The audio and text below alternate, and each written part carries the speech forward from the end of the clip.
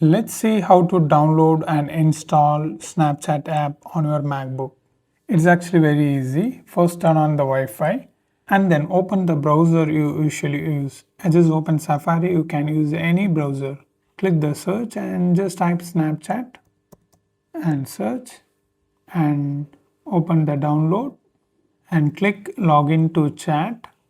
Now just sign in to your Snapchat account. Click continue.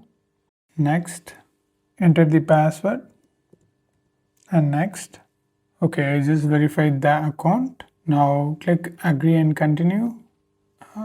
Not now, you can do this. Yeah, that's it. Now I landed. Now click file and add to dock and add.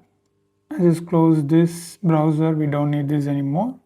Now here you can see the Snapchat app. It's already installed. If you open that, it will directly open to a Snapchat app like this. So this is how you need to do, and if you want to know more videos about Snapchat, you need to watch this playlist.